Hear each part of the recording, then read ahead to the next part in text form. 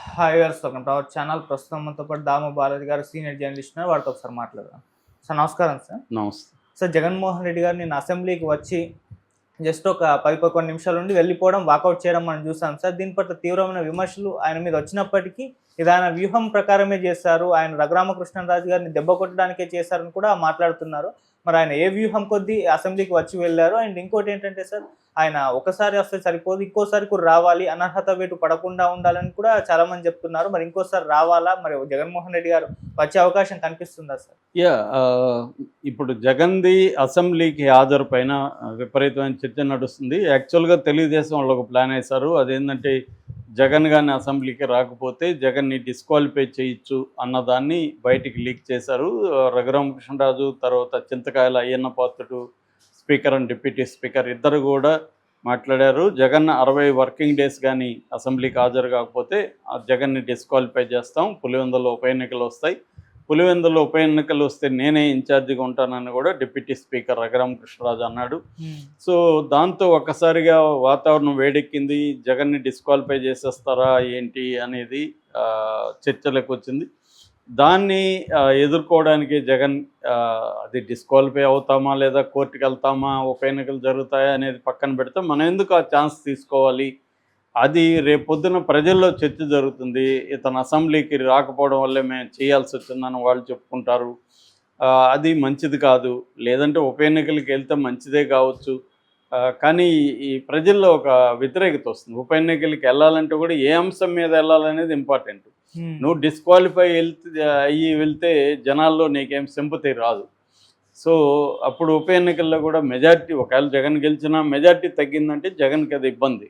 అందుకని జగన్ ఇవన్నీ ఆలోచించి ఒక ఎత్తుగడ వేశాడు. ఆ ఎత్తుగడ ఏంటంటే గవర్నర్ ప్రసంగాన్ని, సభకి వెళ్ళి గవర్నర్ ప్రసంగాన్ని వ్యతిరేకించి బయటికి రా. మామూలుగానే ప్రతిసారి బడ్జెట్ ముందు గవర్నర్ ప్రసంగం జరిగినప్పుడు ప్రతిపక్షాలు గవర్నర్ ప్రసంగాన్ని వ్యతిరేకించడం, ఆ ప్రతులు చించేయడం అనేది వెరీ వెరీ కామన్. మన రెగ్యులర్గా అసెంబ్లీ సెషన్స్ అందరికీ ఫాలో అయ్యే వాళ్ళకి అందరికీ తెలుసు. ఇక్కడ కూడా అదే జరిగేది. ఇక్కడ కూడా గవర్నర్ ప్రసంగాన్ని గతంలో బీఆర్ఎస్ వ్యతిరేకించింది.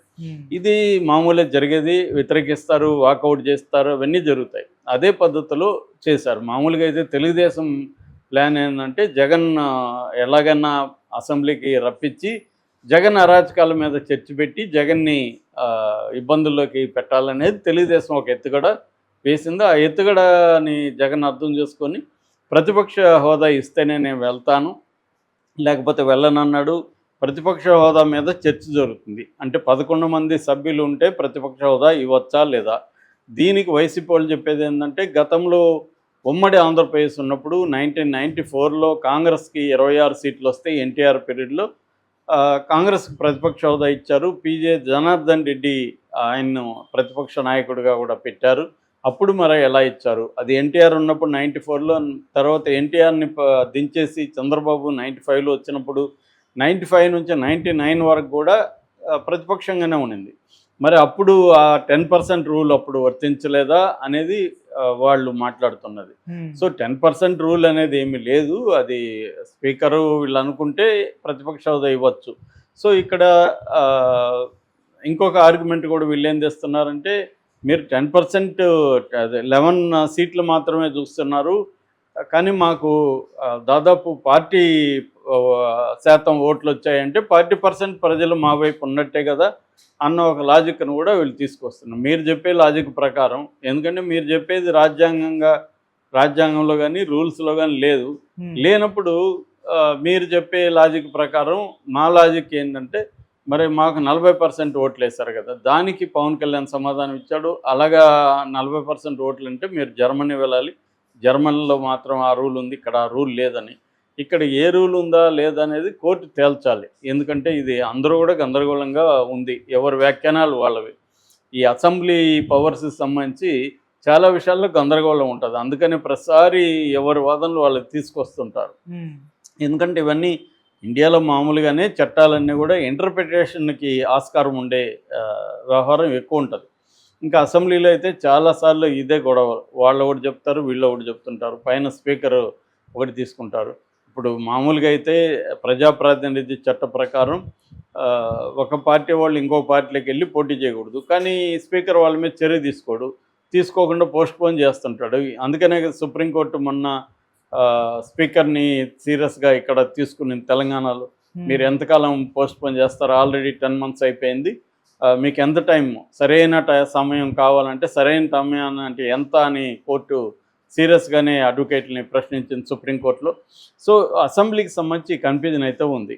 సో, ఇక్కడ ఆ రూల్స్ అవి పక్కన పెడితే జగన్ వ్యూహం ఏంటి? తెలుగుదేశం వ్యూహం ఏంటి? అనేది మాట్లాడుకుంటే జగన్ పొలిటికల్ వ్యూహం ఏమందంటే మనం అసెంబ్లీకి వెళ్ళాలంటే ప్రతిపక్ష హోదా గట్టిగా డిమాండ్ చేయాలి. ప్రతిపక్ష హోదా ఉంటే మనకి అధికార పక్షం తర్వాత ప్రతిపక్షానికి ఎక్కువ టైం ఇవ్వాలి కాబట్టి ఎక్కువ టైం ఇస్తారు.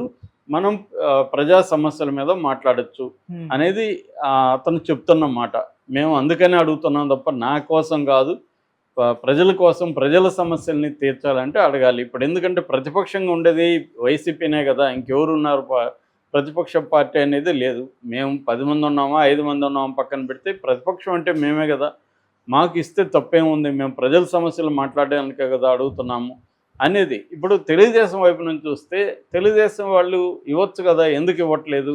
ఇస్తే పోయేదేముంది? ప్రజల కోసం అతను మాట్లాడుతున్నప్పుడు ప్రతిపక్ష హోదా ఇవ్వచ్చు కదా అనేది తెలుగుదేశానికి కూడా ఎదురయ్యే ప్రశ్న. సో, దానికి తెలుగుదేశం వాళ్ళు అంటే మేమెందుకు ఇవ్వాలి? అతను ప్రజలు ఇవ్వనప్పుడు మమ్మల్ని ఇవ్వమని అడగడంలో అర్థం లేదు. ప్రజలు ఇచ్చుంటే 10% సీట్లు ఇచ్చుంటే మేము ఇచ్చుంటాం. ప్రజలు ఇవ్వనప్పుడు మమ్మల్ని అడగకూడదు మీరు అనేది వీళ్ళకి. అయితే జగన్ ఎందుకు భయపడుతున్నాడు అసెంబ్లీకి వెళ్ళడానికి? మామూలుగా అతనికి ఏ టైం ఇస్తారనేది పక్కన పెడితే ఒక ఎమ్మెల్యేగా ఎందుకు గెలిపించారు? అసెంబ్లీకి వెళ్ళమని కూడా ఉంటుంది కదా దాంట్లో. సో, వెళ్ళి వాళ్ళకి 1 మినిట్ ఇస్తే 1 మినిటే మాట్లాడు, 2 మినిట్స్ 2 మినిట్ మాట్లాడు, బయటకు వచ్చి బయట మాట్లాడు నీకు కుదరినప్పుడు. అసలు నేను వెళ్ళను అన్న ఆర్గ్యుమెంట్ కరెక్ట్ కాదనేది జగన్ మీద తీవ్ర విమర్శ వస్తుంది. కానీ జగన్ దాన్ని పట్టించుకోవట్లేదు. గతంలో చంద్రబాబు వెళ్ళిపోలేదా, ఇక్కడ కేసీఆర్ ఇప్పటి వరకు రాలేదు, ఇలాంటి వాదనలు వినిపిస్తున్నారు. కేసీఆర్ది ఎంటైర్లీ డిఫరెంట్. ఆయన అధికారంలో ఉన్నప్పుడు కూడా సెక్రటేరియట్ ఎప్పుడు వెళ్ళలేదు. ఆయన కథ వ్యవహారం వేరు. దాని ఫలితం కూడా ఆయన అనుభవించాడు. సో, ఇప్పుడు జగన్ ఎందుకు వెళ్ళడంటే జగన్ అవమానిస్తారు వాళ్ళు. ఎందుకంటే గతంలో వైసీపీ వాళ్ళు చంద్రబాబుని అవమానించారు. అంతకుముందు చంద్రబాబు ఉన్నప్పుడు వైసీపీని అవమానించారు. కాబట్టి ఇప్పుడు మళ్ళీ చంద్రబాబు ప్రభుత్వం వైసీపీని జగన్ బ్యాచ్ని అవమానిస్తారు తీవ్రంగా. పైగా ఇద్దరు స్పీకర్లు తనని బూతులు మాట్లాడిన వాళ్ళే ఇద్దరు. అందులో రఘురామకృష్ణరాజుని అధ్యక్షానికి పిలవాలంటే ఇంకా ఇబ్బంది. సో, రఘురామకృష్ణరాజు రెడీగా ఉంటాడు ఏ సమయం వచ్చినా తను జగన్ మీద సెటర్లు వేయడానికి, జగన్ ఆడుకోవడానికి. సో, ఈ కాంటెక్స్లో మనం వెళ్ళడం కరెక్ట్ కాదనేది జగన్కు ఉంది. కానీ ఇక్కడ ప్రజల కేంద్రంగా ఇద్దరు కూడా ఆలోచించట్లేదు. పీపుల్ సెంట్రిక్ పాలిటిక్స్ అనేవి లేవు అసలు. సో, ఇద్దరు కూడా జగన్ కూడా ఏమో మన అవమానాలు అయితే ఏమవుతుంది, మన వ్యక్తిగత ఇంపార్టెంట్ కాదు, నేను ఆ పదవి ఆ కుర్చీకి ఇంపార్టెన్స్ ఇస్తా కానీ అక్కడ రఘురామ్ ఉన్నాడా ఇంకొకరు ఉన్నాడా నాకు అనవసరం, నాకు ప్రజల సమస్యలు ఇంపార్టెంటు అన్న సీరియస్ దీన్ని జగన్ తీసుకెళ్ళాలి మామూలుగా అయితే. అది తీసుకెళ్తే జగన్కి కూడా సింపతి వస్తుంది, జగన్కి కూడా ఇంపార్టెన్స్ పెరుగుతుంది. కానీ అతను భయపడుతున్నట్టయితే కనబడుతుంది రఘురామకృష్ణరాజుకి, స్పీకర్కి. ఎందుకంటే ఇద్దరు స్పీకర్ కూడా మామూలుగా తిట్లు కాదు. జగన్ అలా తిట్టేవాడు గతంలో, సీఎంగా ఉన్నప్పుడే అలా తిట్టాడంటే ఇప్పుడు ప్రతిపక్షంలో ఉన్నాడు, స్పీకర్ స్థానంలో ఉన్నాడు. తిట్టకపోవచ్చు కానీ జగన్ని ఎలా ఆడుకోవాలో వాళ్ళకి తెలుసు. కాబట్టి ఒకవేళ ఆడుకుంటే ఆడుకొని అది ప్రజల్లోకి తీసుకెళ్దాం అనేది జగన్కు ఉండాలి. అది జగన్కి లోపించింది. సో, దానివల్ల ఇప్పుడు ఒకరోజు అటెండ్ అయ్యి ఈ 60 రోజుల రూల్ని బ్రేక్ చేద్దాం అనుకున్నాడు. కానీ ఇప్పుడు నిపుణులు